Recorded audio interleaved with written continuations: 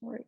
We have the event-related potentials, which where we measure the response of the brain to a specific stimulation. This could be a tactile stimulation, for example, with a small vibrating sensor on the wrist, for example, but also auditory and visual stimulations. And these stimulations, they evoke a response on the brain, and they could be informative for assessing the levels of consciousness, because in minimally conscious patients, we could see the P3B, for example, which is a response of the unexpectedness of a specific kind of stimulation.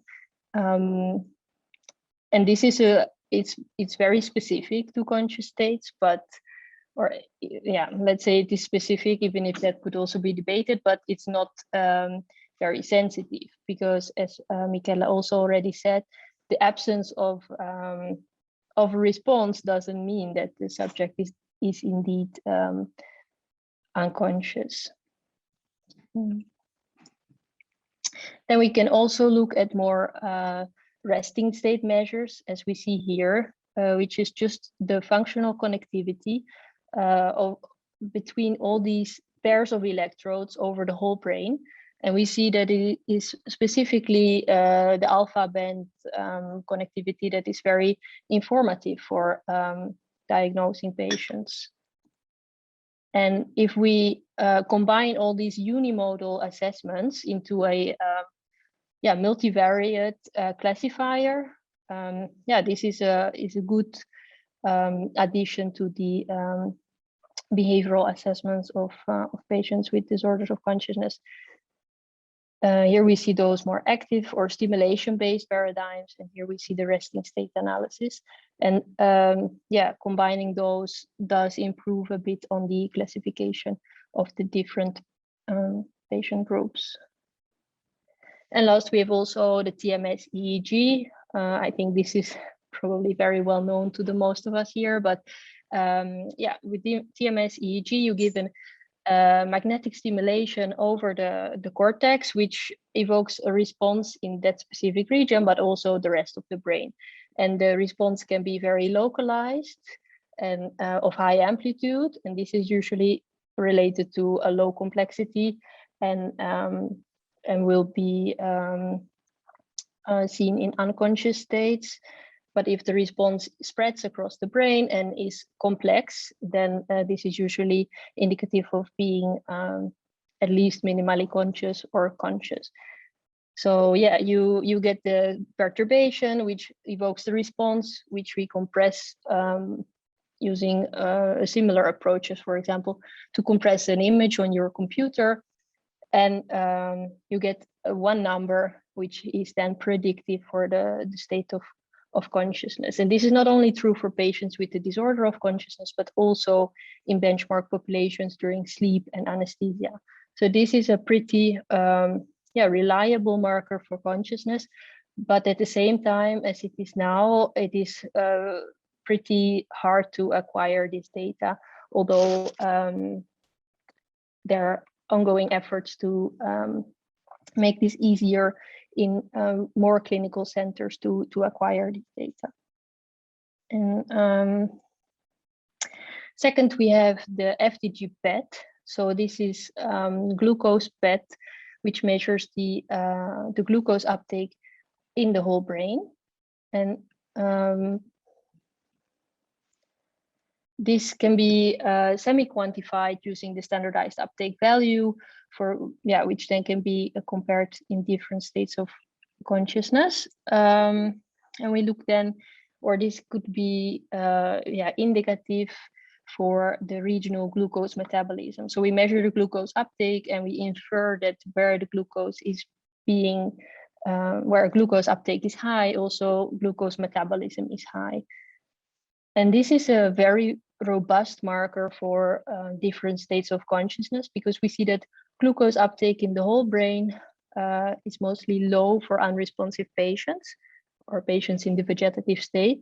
But patients who are minimally conscious have a preserved glucose metabolism in a specific, in the frontoparietal network and subcortical areas. And it can be even used to identify if a patient could be minimally conscious state minus, so showing only lower level conscious behavior, or minimally conscious in the minimally conscious state plus, showing more the higher levels of or higher order conscious behavior, such as command following. And if we compare those two groups, we see that mostly actually in the left hemisphere, the language network is more preserved in these MCS plus patients. And that also corresponds to their clinical assessments, because they seem to understand language and instructions, and hence are able to respond to instructions and to commands, while these MCS minus patients do not show any signs of language preservation. And an important advantage of the FTG PET is that it is also compatible with anesthesia, because you do the injection with glucose half an hour before you make the actual scan, and then you make the FTG PET scan. That could be while anesthesia is being provided, because you look back in time, basically right after the injection of the tracer, what was ongoing in the brain. And then we have, of course, also MRI. First of all, we have the structural series, so the T1, T2, etc. And these are assessed by the neuroradiologists to identify lesions.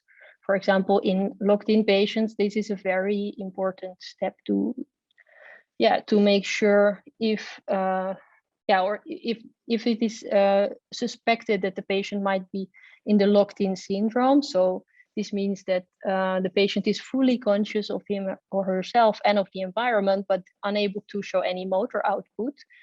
This could be due to a lesion specifically in the brainstem, and that should be definitely very carefully looked for in these patients. So that is a very important first step done in the clinical setting. But we also know that the volume of the different gray and white matter regions is predictive for the state of consciousness, just looking at structure. Then also looking at the white matter connectivity, so the connections between the different neurons in the different brain regions is also predictive for the levels of consciousness, as well as brain volume, as I also mentioned before. So here we see the MRI of a patient with the disorder of consciousness, and as you see, there is gray but also white matter loss almost everywhere in the whole brain. And then we have the active functional task. So this was also already mentioned by Michele, where he said he mentioned the work of Adrian Owen, where he instructed healthy controls, but also patients to imagine to play tennis or to navigate through their home or a familiar environment.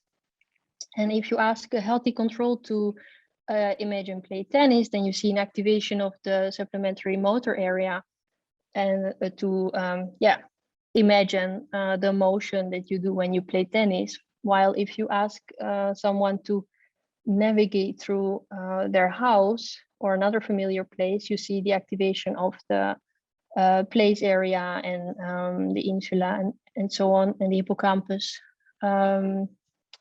to navigate through the house. And if you ask that to an unconscious person, of course, nothing would happen. But if you ask to a patient to imagine to play tennis, a patient that is conscious but unable to show that by means of behavior, then some patients might actually respond or perform the task while in the MRI, and this is measurable. So the activity can be measured. In this case, the patient, I think, was unresponsive at the bedside, but was able to follow commands in the MRI scanner. And then, as this is just command following, but you can take it one step further and combine imagine to play tennis with answering yes and the spatial navigation with no, and then you can of course try to communicate with the patient. And in this particular patient, he was able to respond to 5 out of 6 questions correctly using this method. But then when the patient is out of the MRI, of course, also loses the ability to communicate. So there are also EEG based alternatives to this, but let's just go back to MRI. And apart from these functional tasks, we also can look at resting state functional connectivity. So the patient is in the scanner without performing any specific task and is just awake. And then we see the functional connectivity of every voxel with the other voxels. And we see that all these different functional networks are actually predictive for the states of consciousness, and especially the default mode network, but mostly the auditory network are predictive for the state of consciousness. But for this technique to work, it's important that the patient is awake in the scanner. So sedation cannot be used while the patient is in the scanner. And many of these patients actually do move in the scanner, and that affects data quality so much that you cannot analyze the data anymore, and hence this technique is not always suitable or possible to use in patients.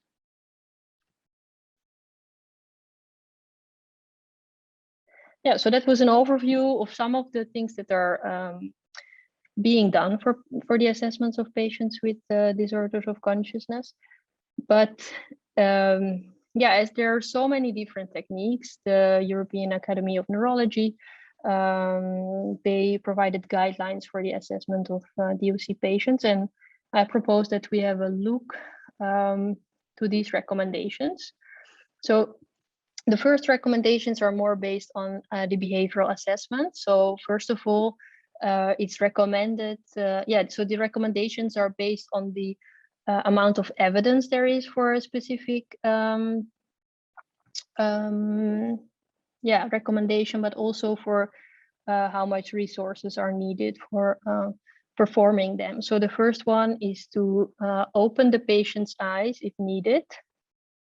So here there are no specific publications, but as it's very easy to perform, we should do that always when we assess a patient, because of course if we ask the patient to look at the ball but the patient never opens his or her eyes, then that's not so useful. So we manually open the patient's eyes. Then the second recommendation is to use a mirror to evaluate visual pursuit or visual fixation. And it's really it seems to be that this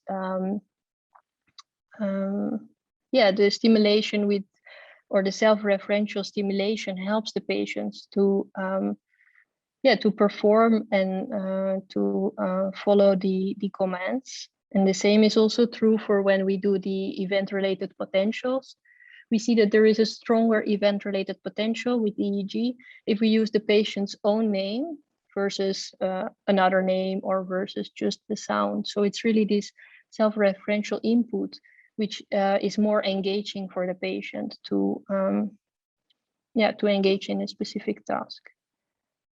And in the here we are discussing more on the prolonged disorders of consciousness, but in the acute settings, it is recommended to use the 4 rather than the Glasgow Coma scale, because it's a bit more a bit more detailed than just the Glasgow Coma scale.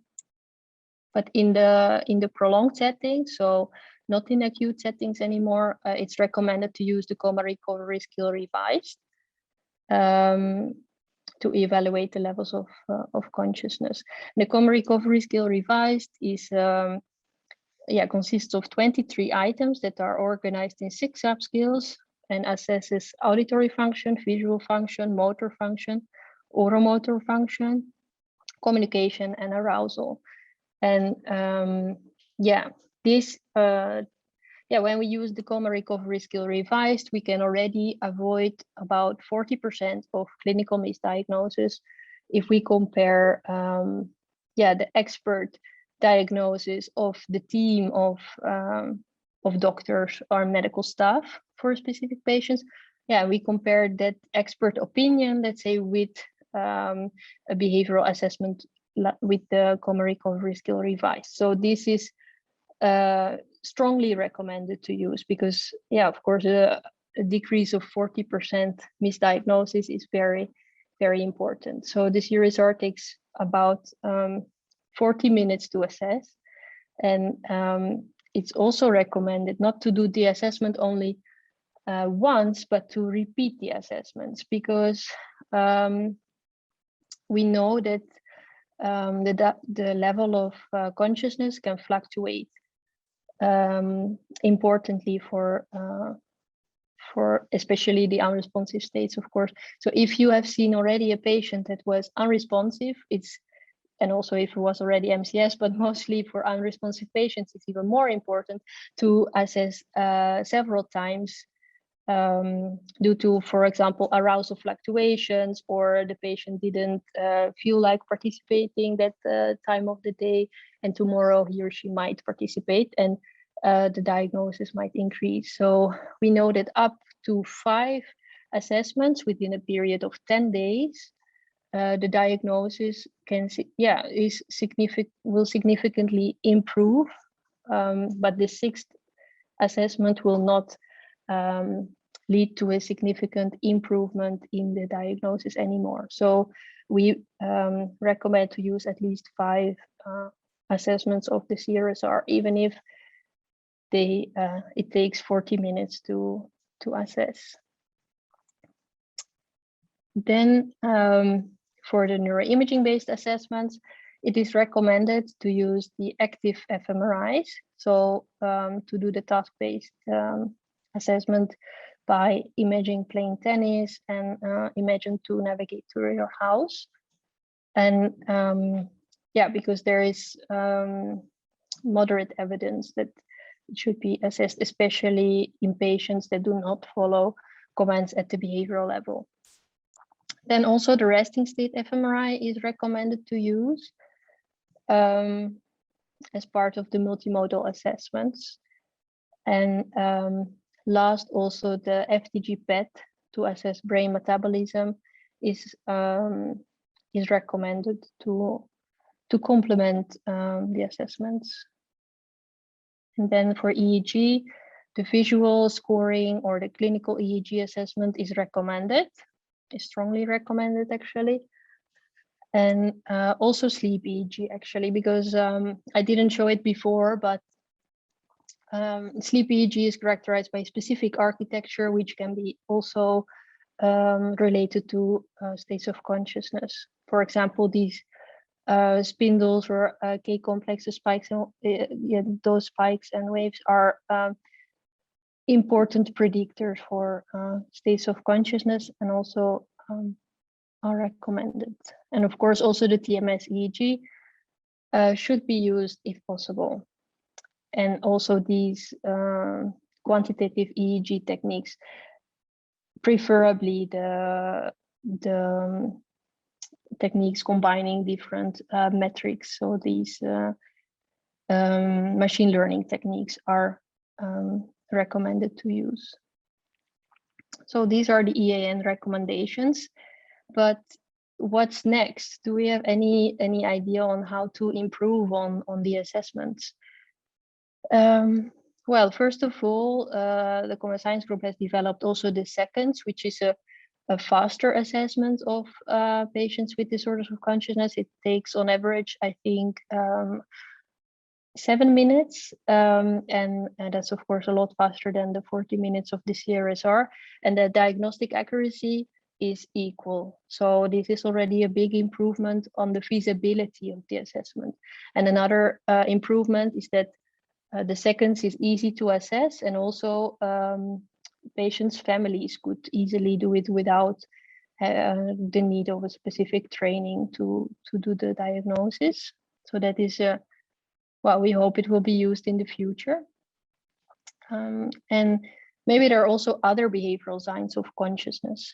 So yeah, I mentioned that it's recommended to open the eyes. And we know that if there is a resistance to eye opening, so there are some patients where you manually open the eyes and they will just keep them closed or even really squeeze their eyes. This is probably related to consciousness, as well as the ability to eat normally through the mouth is a sign of consciousness. Also the localization to sound, it is so patients that can localize to sounds only, they have a higher functional integrity than the patients that functional brain integrity than the patients that cannot do localization to sound. Also auditory habituation and olfaction might be signs of consciousness, but blinking to a visual threat is probably not. And leg crossing and grimaces and maybe more signs might be related to consciousness. So this is to be seen in the future. And for neuroimaging based assessment, yeah, what's next? It's hard to know, but recently Aurore Thibault, she published that the FDG PET is definitely very useful for the assessments of patients, as it is a very robust marker and also easy to interpret, not only for the medical doctors, but also for patients' families, actually. So here we see the FDG PET scan of a patient in the unresponsive wakefulness syndrome. So, and here we see another FDG PET scan of a patient that was diagnosed based on behavior as being unresponsive. But we see that here we see still glucose uptake, and it looks very different than this, let's say, truly unresponsive patient. It looks much more like a patient in the minimally conscious state, where we see still preserved glucose uptake throughout the brain, almost similar to a healthy control. So yeah, also if we compare the brain metabolism with the brain functional connectivity as measured with EEG, we see that this patient with the higher glucose uptake also shows higher functional connectivity and is therefore rather different than this unresponsive patient, this true unresponsive patient. So out of actually 48 patients, 48 of the unresponsive patients at the bedside, 2/3 of those patients show brain integrity that is not so much associated to being truly unconscious. And if we look at the prognosis of these 2/3 of the patients, then we see that the prognosis is also much better. So about 1/3 of these patients with high functional brain integrity, while being unresponsive at the bedside, have a good or a better outcome. They either become minimally conscious or they emerge from the disorder of consciousness, while those patients that are truly unresponsive and also have a low functional integrity, so almost no glucose uptake and functional connectivity, they all have a poor outcome. So they either die or they stay unresponsive for at least 1 year after the assessment. So yeah, it's really this multimodal assessment that should be implemented more in the clinic for diagnosis, and also because it's important for the prognosis. And actually it's also important for treatment, but I didn't really get there. So yeah, this was a brief overview, and yeah, that's all I had to say. So thank you. Thank you, Jitka. This was really very fascinating and interesting. If there is not anything else, I just want to thank you for attending this course.